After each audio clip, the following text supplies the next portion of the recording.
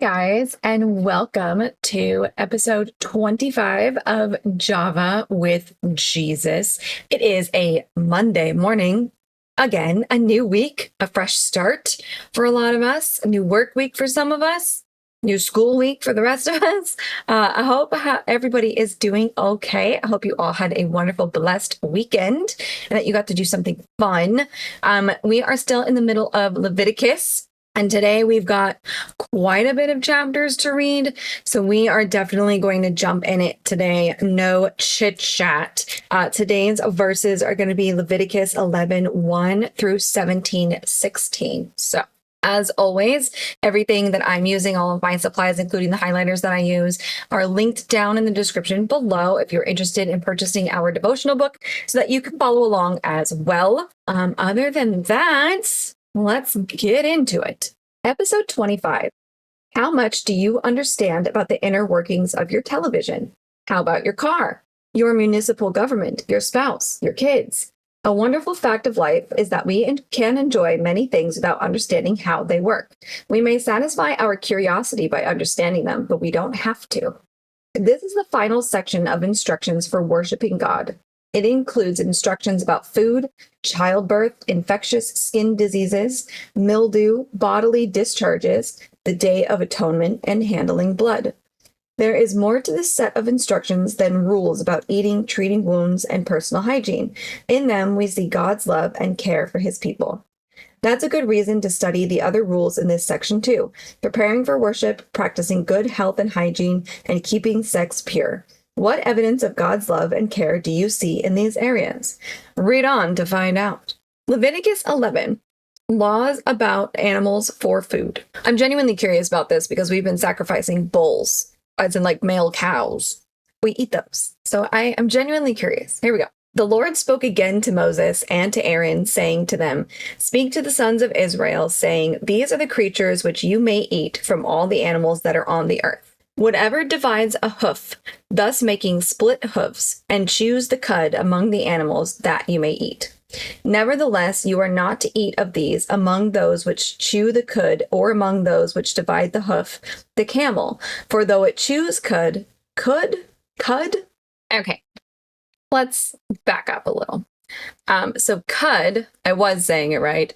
It says that it has two primary meanings, but the one we're looking for, it says cud is the partially digested food that ruminant animals like cows bring back to their mouths to chew again as part of rumination to extract more nutrients. So there we go. So basically, the multiple stomach animals is what he's talking about here. Let's start over. Leviticus 11:3, we'll start there. Whatever divides a hoof, thus making split hoofs, and chews the cud among the animals, that you may eat. Nevertheless, you are not to eat of these among those who chew the cud, or among those which divide the hoof, the camel. For though it chews cud, it does not divide the hoof. It is unclean to you. Likewise, the shapan, for though it chews cud, it does not divide the hoof. It is unclean to you. The rabbit also, for though it chews cud, it does not divide the hoof. It is unclean to you. And the pig, for though it divides the hoof, thus making a split hoof, it does not chew cud. It is unclean to you. Well, we are eating very incorrectly so far. I don't know how about you guys, although I've never had rabbit, so bonus point to me, I guess. I definitely do like pig, though. Anyway. You shall not eat of their flesh, nor touch their carcasses. They are unclean to you. These you may eat, whatever is in the water, all that have fins and scales, those in the water, in the seas or in the rivers, you may eat. But whatever is in the seas and in the rivers that does not have fins and scales, among all the teeming life of the water, and among all the living creatures that are in the water, they are detestable things to you. And they shall be abhorrent to you, that you may not eat of their flesh, and their carcasses you shall detest. Whatever in the water does not have fins and scales is abhorrent to you. Interesting. I'm eating incorrectly. I'm learning I'm eating very much incorrectly. These, moreover, you shall detest among the birds. They are abhorrent, not to be eaten. The eagle and the vulture and the buzzard, and the kite and the falcon in its kind, every raven in its kind, the ostrich, the owl, and the seagull, and the hawk in its kind, and the little owl and the cormorant and the great owl, the white owl, the pelican, and the carrion vulture, the stork, the heron in its kind, and the hoopoe, and the bat. All the winged insects that walk on all fours are detestable to you. Yet these you may eat among all the winged insects which walk on all fours, those which have above their feet jointed legs with which to jump on the earth. Oh, interesting. These of them you may eat, the locust in its kinds, and the devastating locust in its kinds, the cricket in its kind, and the grasshopper in its kinds. We have permission to eat grasshoppers and locusts. Isn't that interesting? I wonder if this changes in the New Testament. We're going to find out. We'll get there. But all other winged insects which are four-footed are detestable to you. By these, moreover, you will be made unclean. Whoever touches their carcasses becomes unclean until evening, and whoever picks up any of their carcasses shall wash his clothes and be unclean until evening. Concerning all the animals which divide the hoof, but do not make a split hoof, or which do not chew cud, they are unclean to you. Whoever touches them becomes unclean. Also, whatever walks on its paws among all the creatures that walk on all fours are unclean to you. Whoever touches their carcasses becomes unclean until evening. And the one who picks up their carcasses shall wash his clothes and be unclean until evening. They are unclean to you. Now these are to you the unclean among the swarming things which swarm on the earth: the mole, the mouse, and the great lizard in its kinds, the gecko, the crocodile, and the lizard, and the sand reptile, and the chameleon. These are to you the unclean among all the swarming things. Whoever touches them when they are dead becomes unclean until evening. Also anything on which one of them may fall when they are dead becomes unclean, including any wooden article or clothing or a skin or a sack, any article of which use is made. It shall be put in the water and be unclean until evening, then it becomes clean. As for any earthenware vessel into which one of them may fall, which whatever it is becomes unclean, and you shall break the vessel. Any of the food which may be eaten on which water comes shall become unclean, and any liquid which may be drunk in every vessel shall become unclean. Everything, moreover, on which part of their carcass may fall becomes unclean. An oven or a stove shall be smashed, and they are unclean and shall continue as unclean to you. Nevertheless, a spring or a cistern collecting water shall be clean, though the one who touches their carcass shall be unclean. If a part of their carcass falls on any seed for sowing which is to be sown, it is clean. Though if water is put on the seed and a part of their carcass falls on it, it is unclean to you. Also, if one of the animals dies which you have for food, the one who touches its carcass becomes unclean until evening. He, too, who eats some of its carcass shall wash his clothes and be unclean until evening, and the one who picks up its carcass shall wash his clothes and be unclean until evening. Now every swarming thing that swarms on the earth is detestable, not to be eaten. Whatever crawls on its belly, whatever walks on all fours, whatever has many feet. In respect to every swarming thing that swarms on the earth, you shall not eat them, for they are detestable. Crawls on its belly, that's talking about snakes too. All my snake eaters out there. Do not render yourselves detestable through any of the swarming things that swarm, and you shall not make yourselves unclean with them, so that you become unclean. For I am the Lord your God. Consecrate yourselves, therefore, and be holy, for I am holy. And you shall not make yourselves unclean with any of the swarming things that swarm on the earth. For I am the Lord who brought you up from the land of Egypt to be your God. Thus you shall be holy, for I am holy. This is the law regarding the animal and the bird, and every living thing that moves in the waters, and everything that swarms on the earth, to make a distinction between the unclean and the clean, between the edible creature and the creature which is not to be eaten. I'm surprised by a couple of these. I mean, not surprised. I'm mostly surprised because modern eating, like the rabbit, people love rabbit. Rabbit stew is a big thing. Nay, says the Lord. Nay, nor, no rabbits for you, and no pigs. Although that makes sense because I believe, remember God speaking to Hebrews here, right? Before everybody kind of split off. I believe they still don't eat pork, right? Or kosher. It has to be kosher, specifically. Not my bacon. Not my bacon, Jesus. Come on. Leviticus 12, laws of motherhood. Then the Lord spoke to Moses, saying, Speak to the sons of Israel, saying, When a woman gives birth and bears a male child, then she shall be unclean for 7 days, as in the days of her menstruation she shall be unclean. On the 8th day, the flesh of his foreskin shall be circumcised. Then she shall remain in the blood of her purification for 33 days. She shall not touch any consecrated thing, nor enter the sanctuary until the days of her purification are completed. But if she bears a female child, Then she shall be unclean for 2 weeks, as in her menstruation, and she shall remain in the blood of her purification for 66 days.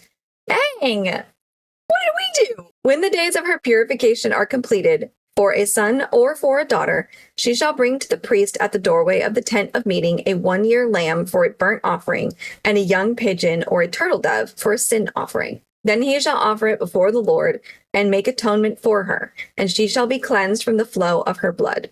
This is the law for her who bears a child, whether a male or a female. But if she cannot afford a lamb, then she shall take 2 turtle doves or 2 young pigeons, the one for a burnt offering and the other for a sin offering, and the priest shall make atonement for her, and she will be clean. Isn't that interesting? We have to make atonement for having babies? Am I reading that right? Somebody tell me in the comments below if I'm reading that right, because that's rude. Leviticus 13, the test for leprosy. Then the Lord spoke to Moses and to Aaron, saying, when a man has on the skin of his body a swelling or a scab or a bright spot, and it becomes an infection of leprosy on the skin of his body, then he shall be brought to Aaron the priest or to one of his sons, the priests. The priest shall look at the mark on the skin of the body, and if the hair in the infection has turned white, and the infection appears to be deeper than the skin of his body, it is an infection of leprosy. When the priest has looked at him, he shall pronounce him unclean. But if the bright spot is white on the skin of his body, and it does not appear to be deeper than the skin, and the hair on it has not turned white, then the priest shall isolate him who has the infection for 7 days. The priest shall look at him on the 7th day, and if in his eyes the infection has not changed, and the infection has not spread on the skin, then the priest shall isolate him for 7 more days. The priest shall look at him again on the 7th day, and if the infection has faded and the mark has not spread on the skin, then the priest shall pronounce him clean. It is only a scab. And he shall wash his clothes and be clean. But if the scab spreads further on the skin after he has shown himself to the priest for his cleansing, he shall appear again to the priest.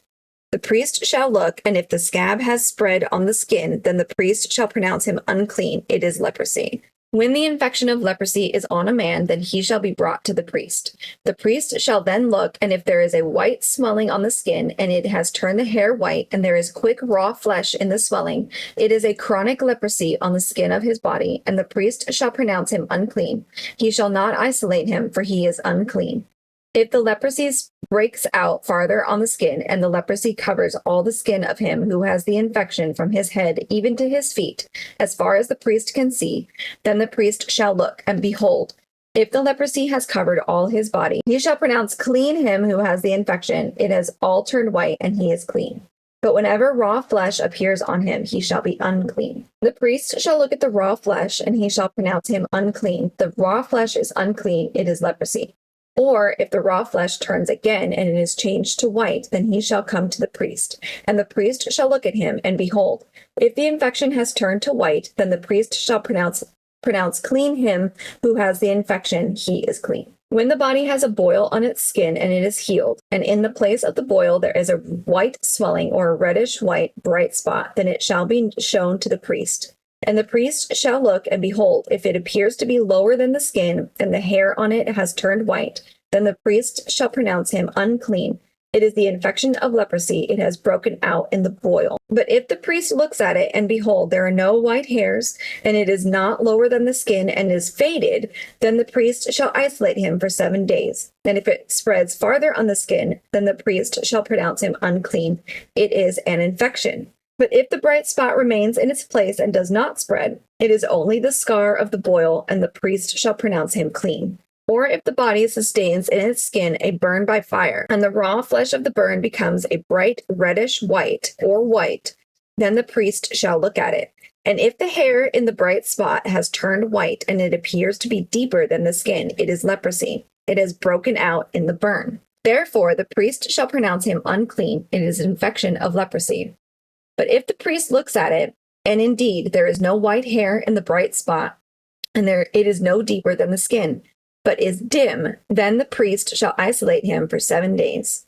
And the priest shall look at him on the 7th day. If it spreads farther in the skin, then the priest shall pronounce him unclean. It is an infection of leprosy. But if the bright spot remains in its place and has not spread in the skin, but is dim, it is the swelling from the burn, and the priest shall pronounce him clean, for it is only the scar of the burn. Now, if a man or a woman has an infection on the head or on the beard, then the priest shall look at the infection, and if it appears to be deeper than the skin, and there is thin yellowish hair in it, then the priest shall pronounce him unclean. It is a scale. It is leprosy of the head or of the beard. But if the priest looks at the infection of the scale, and indeed it appears to be no deeper than the skin, and there is no black hair in it, then the priest shall isolate the person with the scaly infection for 7 days. On the 7th day, the priest shall look at the infection, and if the scale has not spread, and no yellowish hair has grown in it, and the appearance of the scale is no deeper than the skin, then he shall shave himself, but he shall not shave the scale. And the priest shall isolate the person with the scale 7 more days. Then on the 7th day the priest shall look at the scale, and if the scale has not spread in the skin, and it appears to be no deeper than the skin, the priest shall pronounce him clean, and he shall wash his clothes and be clean. But if the scale spreads farther in the skin after his cleansing, then the priest shall look at him, and if the scale has spread in the skin, the priest need not seek for the yellowish hair, he is unclean. If in his sight the scale has remained, however, and black hair has grown in it, the scale has healed, he is clean, and the priest shall pronounce him clean. When a man or a woman has bright spots on the skin of the body, even white bright spots, then the priest shall look, and if the bright spots on the skin of their bodies are a faint white, it is eczema that has broken out on the skin. He is clean. Eczema that far back, huh? All of my eczema people are justified right now. You guys are clean. It's fine. Now, if a man loses the hair of his head, he is bald. He is clean. Yay, we're my bald kings out there. If his head becomes bald at the front and the sides, he is bald on the forehead, he is clean. But if on the bald head or the bald forehead there occurs a reddish-white infection, it is leprosy breaking out on his bald head or on his bald forehead. Then the priest shall look at him, and if the swelling of the infection is reddish-white on his bald head or on his bald forehead, like the appearance of leprosy in the skin of the body, he is a leprous man, he is unclean. The priest shall surely pronounce him unclean, his infection is on his head. As for the leper who has the infection, his clothes shall be torn, and the hair of his head shall be uncovered, and he shall cover his mustache and cry, unclean, unclean. He shall remain unclean all the days during which he has the infection, he is unclean. He shall live alone, his dwelling shall be outside the camp. When a garment has a mark of leprosy in it, whether it is a wool garment or a linen garment, whether in warp or woof, or of linen or of wool, whether in leather or in any article made of leather. If the mark is greenish or reddish in the garment or in the leather, or in the warp or in the woof, or in any article of leather, it is a leprous mark and shall be shown to the priest. Then the priest shall look at the mark and shall quarantine the article with the mark for 7 days. He shall then look at the mark on the 7th day. If the mark has spread in the garment, whether in the warp or in the woof or in the leather or whatever the purpose for which the leather is used, the mark is a leprous malignancy, it is unclean. So he shall burn the garment, whether the warp or the woof, in the wool or in the linen, or any article of leather in which the mark occurs, for it is a leprous malignancy, it shall be burned in the fire. But if the priest shall look, and indeed the mark has not spread in the garment, then the priest shall order them to wash the thing in which the mark occurs, and he shall quarantine it for 7 more days. After the article with the mark has been washed, the priest shall again look, and if the mark has not changed its appearance, even though the mark has not spread, it is unclean. You shall burn it in the fire, whether an eating away has produced bareness on the top or on the front of it. Then if the priest looks, and if the mark has faded after it has been washed, then he shall tear it out of the garment, or out of the leather, whether from the warp or from the woof, and if it appears again in the garment, whether in the warp or in the woof or in any article of leather, it is an outbreak. The article with the mark shall be burned in the fire. The garment, whether the warp or the woof or any article of leather from which the mark has departed when you washed it, it shall then be washed a second time, and it will be clean. This is the law for the mark of leprosy in a garment of wool or linen, whether in the warp or in the woof or in any article of leather, for pronouncing it clean or unclean. That was a lot, especially because leprosy, although it's pretty interesting infection in general. We do, keep an eye on the infection. If it spreads, like it's a problem, we still do that to this day. Of course, modern medicine. But this started off not so tedious, but we're back to the tediousness. Bear with me. Leviticus 14, law of cleansing a leper. Then the Lord spoke to Moses, saying, This shall be the law of the leper in the day of his cleansing.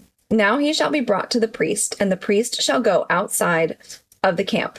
Thus the priest shall look, and if the infection of leprosy has been healed in the leper, then the priest shall give orders to take 2 live, clean birds and cedar wood and a scarlet string and hyssop for the one who is to be cleansed. The priest shall also give orders to slay the one bird in an earthenware vessel over running water. As for the live bird, he shall take it together with the cedar wood and the scarlet string and the hyssop, and shall dip them and the live bird in the blood of the bird that was slain over the running water. He shall then sprinkle 7 times the one who is to be cleansed from the leprosy, and shall pronounce him clean, and shall let the live bird go free over the open field. The one to be cleansed shall then wash his clothes, and shave off all his hair, and bathe in water, and be clean. Now afterward he may enter the camp, but he shall stay outside his tent for 7 days. It will be on the 7th day that he shall shave off all his hair. He shall shave his head and his beard and his eyebrows, even all his hair. He shall then wash his clothes and bathe his body in water and be clean. Now on the 8th day he is to take 2 male lambs without defect, and a yearling ewe lamb without defect, and 3/10 of an ephah of fine flour mixed with oil for a grain offering, and 1 log of oil. And the priest who pronounces him clean shall present the man to be cleansed and the aforesaid before the Lord at the doorway of the tent of meeting. Then the priest shall take the 1 male lamb and bring it for a guilt offering with the log of oil, and present them as a wave offering before the Lord.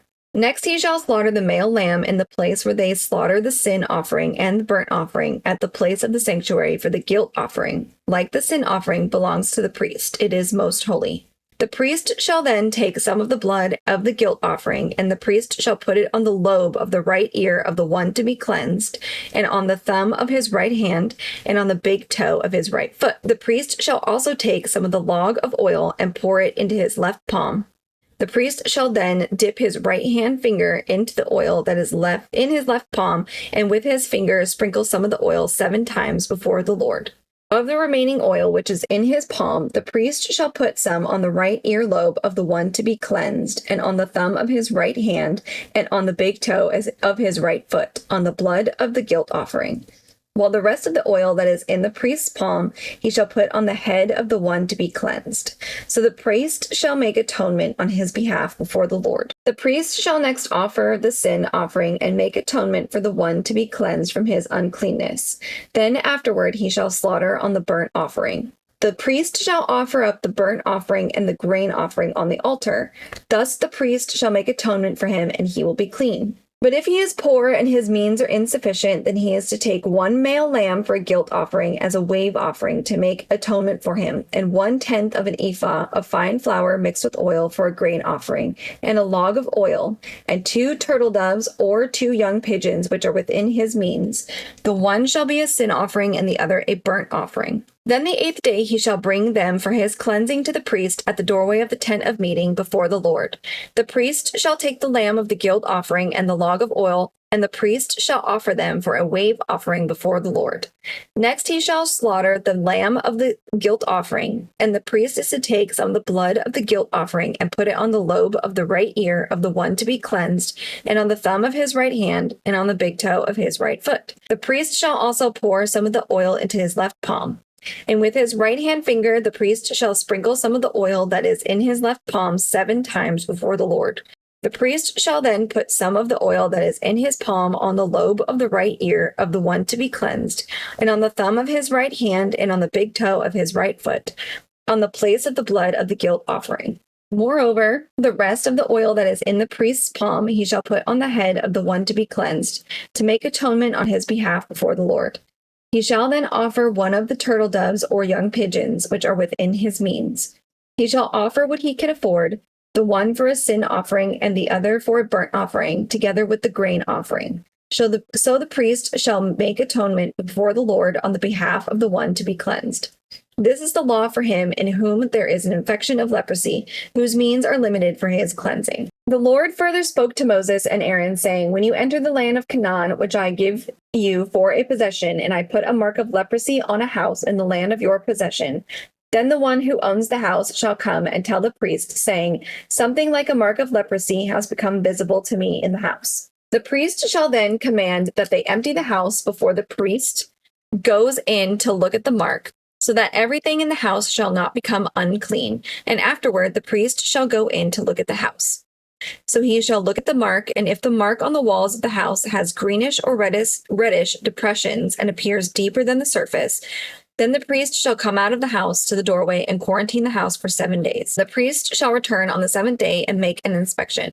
If the mark has indeed spread in the walls of the house, then the priest shall order them to tear out the stones with the mark in them and throw them away at an unclean place outside the city. He shall have the house scraped all around inside, and they shall dump the plaster that they scrape off at an unclean place outside the city. Then they shall take other stones and replace those stones, and he shall take other plaster and replaster the house. If, however, the mark breaks out again in the house after he has torn out the stones and scraped the house, and after it has been replastered, then the priest shall come in and make an inspection.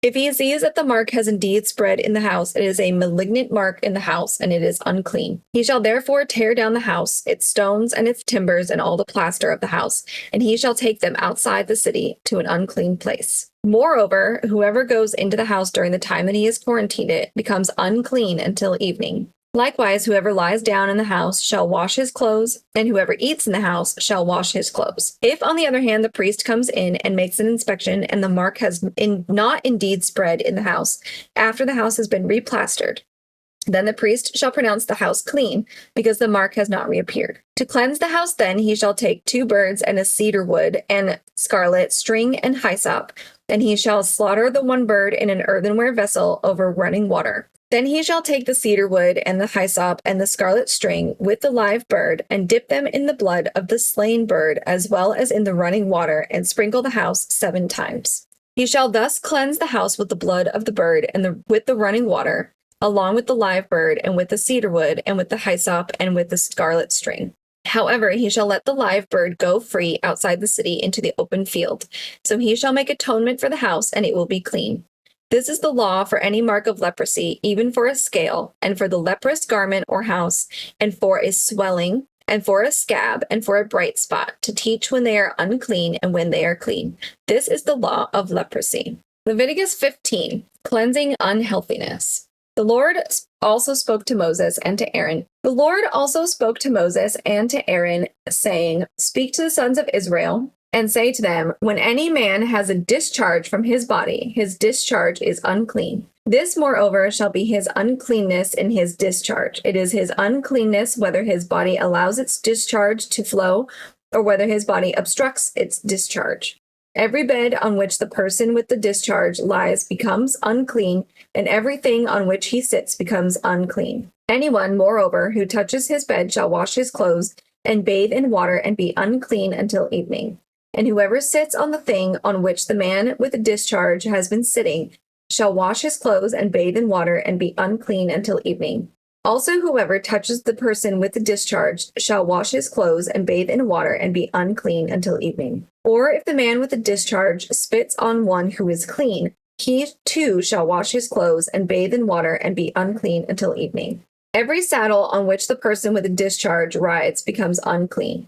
Whoever then touches any of the things which were under him shall be unclean until evening, and he who carries them shall wash his clothes and bathe in water and be unclean until evening. Likewise, whomever the one with the discharge touches without having rinsed his hands in water shall wash his clothes and bathe in water and be unclean until evening. However, an earthenware vessel which the person with the discharge touches shall be broken, and every wooden vessel shall be rinsed in water. Now when the man with the discharge becomes cleansed from his discharge, then he shall count off for himself 7 days for his cleansing.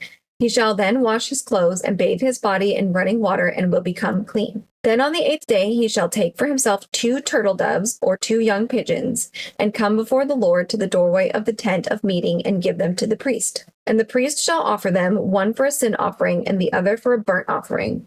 So the priest shall make atonement on his behalf before the Lord because of his discharge. Now if a man has a seminal emission, He shall bathe all his body in water and be unclean until evening.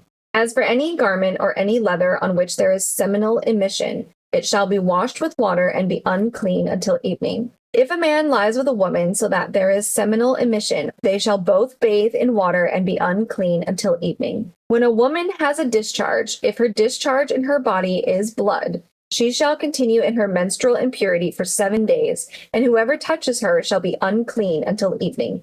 Honestly, that's fair.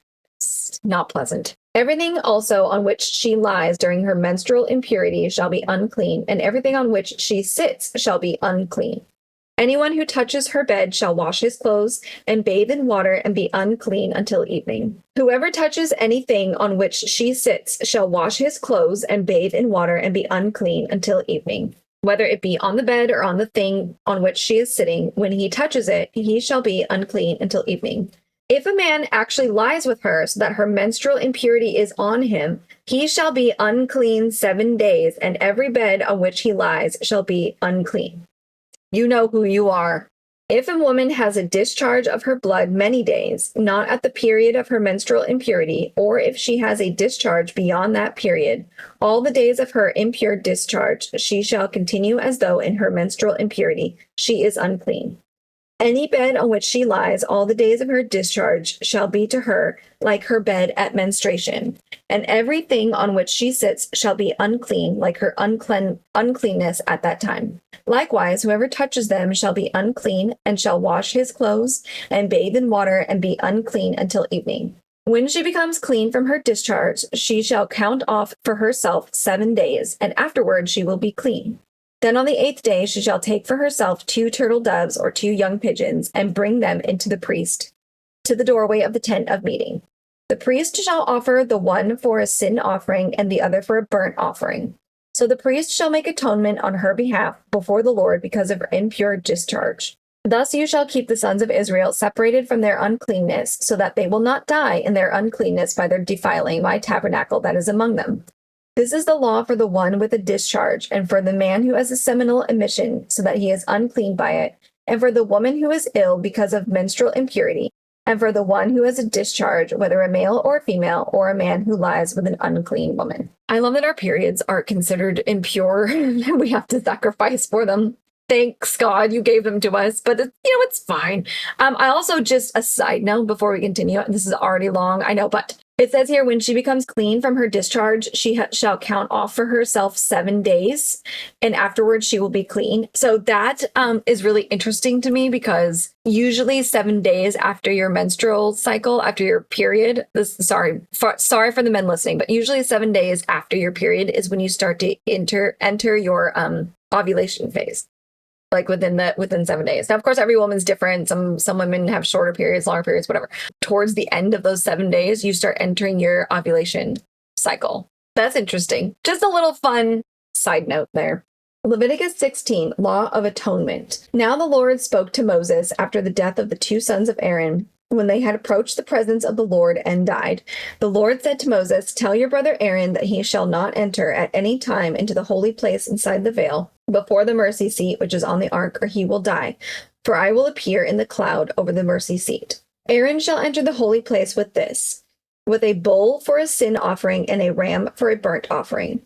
He shall put on the holy linen tunic, and the linen undergarments shall be next to his body, and he shall be girded with the linen sash, and attired with the linen turban. Then he shall bathe his body in water and put them on. He shall take from the congregation of the sons of Israel 2 male goats for a sin offering, and 1 ram for a burnt offering. Then Aaron shall offer the bull for the sin offering which is for himself, that he may make atonement for himself and for his household. He shall take the 2 goats and present them before the Lord at the doorway of the tent of meeting.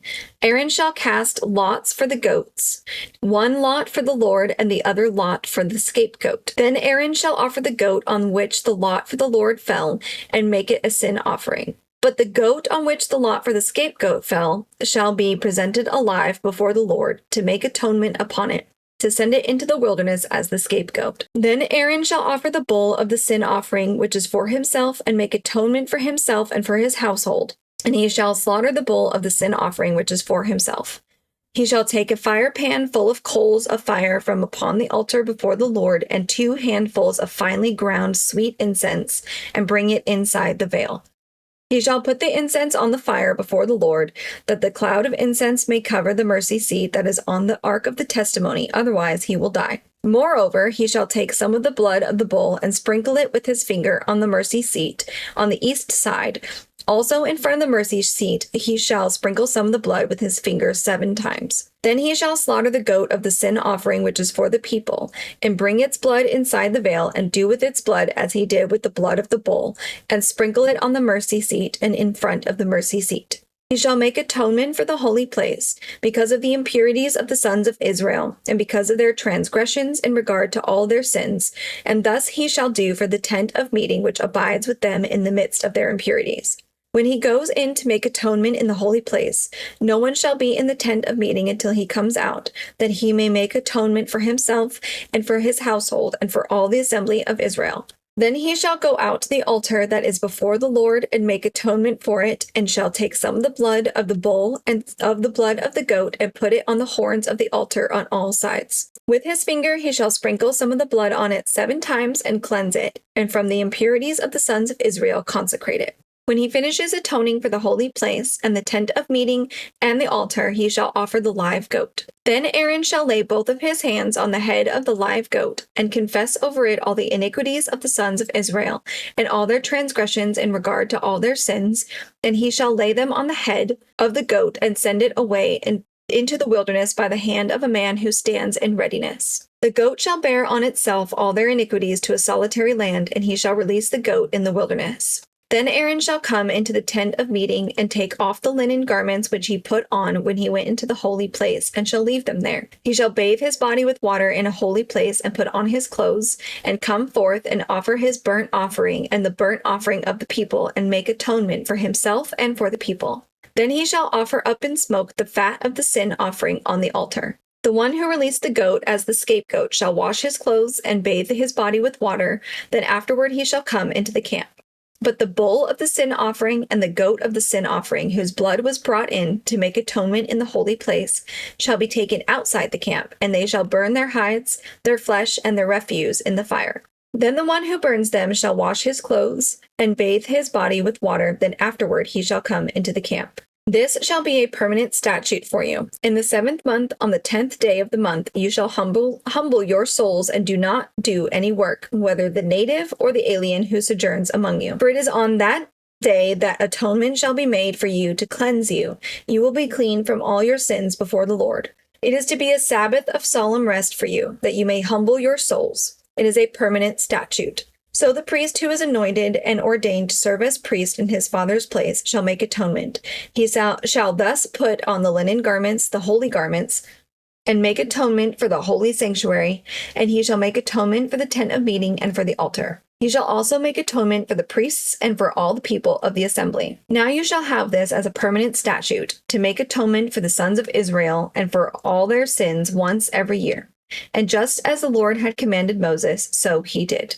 Leviticus 17, Blood for Atonement. Then the Lord spoke to Moses, saying, Speak to Aaron and to his sons and to all the sons of Israel, and say to them, This is what the Lord has commanded, saying, Any man from the house of Israel who slaughters an ox or a lamb or a goat in the camp, or who slaughters it outside the camp, and has not brought it to the doorway of the tent of meeting to present it as an offering to the Lord before the tabernacle of the Lord, blood guiltiness is to be reckoned to that man. He has shed blood, and that man shall be cut off from among his people.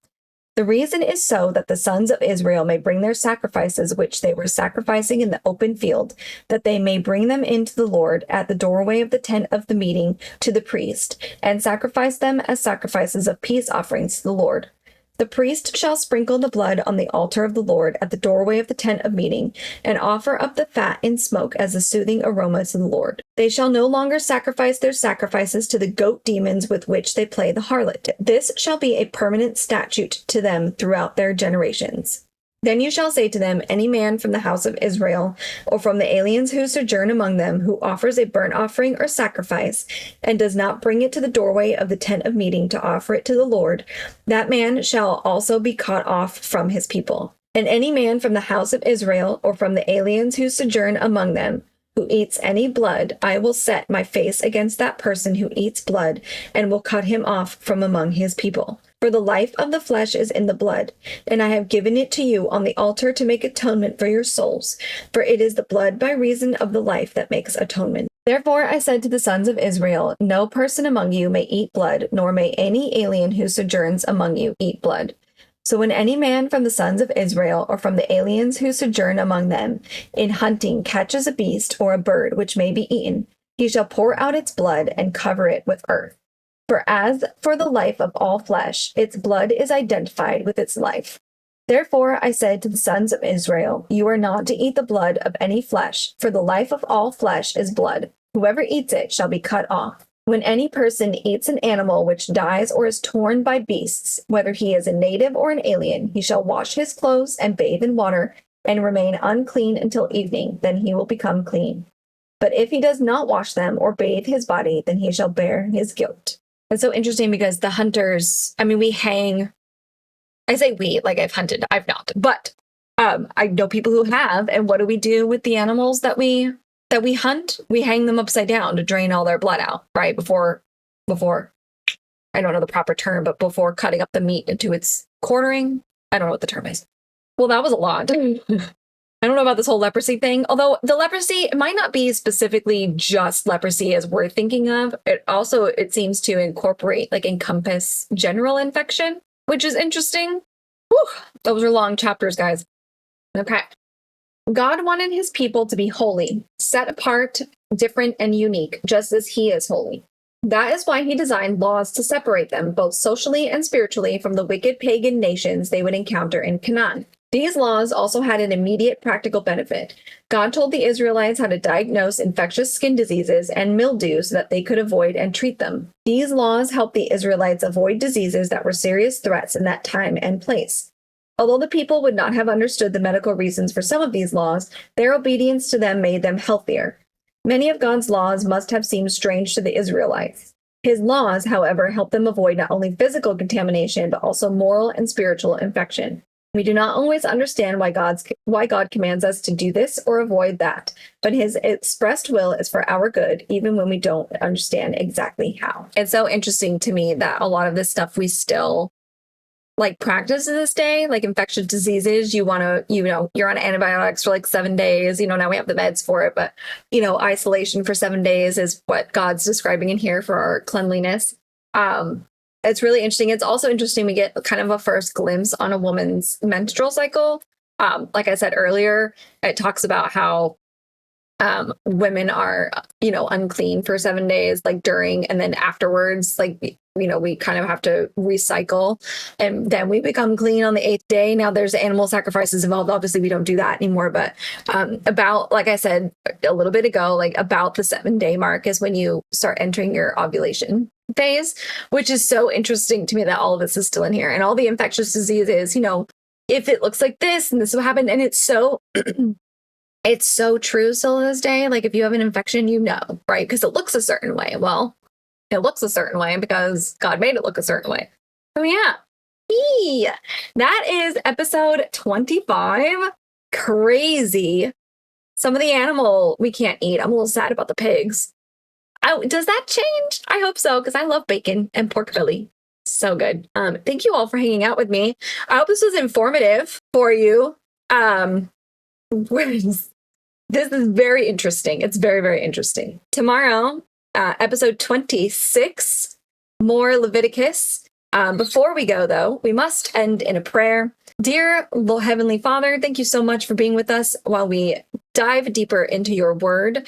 And Lord, I thank you so much for all of the rules on cleanliness and basic hygiene, it looks like at this point, that we still use to this day. Wash your clothes if you come in contact with something. We still use these tools still to this day, this few thousand years later, which is really cool and really kind of insane to think about. Thank you so much for providing us for the tools and the mindset that we need in order to stay clean, both physically and spiritually. God, I ask that you be with us the rest of the day on this fine Monday. You watch over everybody and keep them safe. Thank you so much once again, God, for your word and for loving us. In Jesus' name, Amen. God bless you all. Thank you for hanging with me. I hope you have a wonderful day, and we'll see you tomorrow.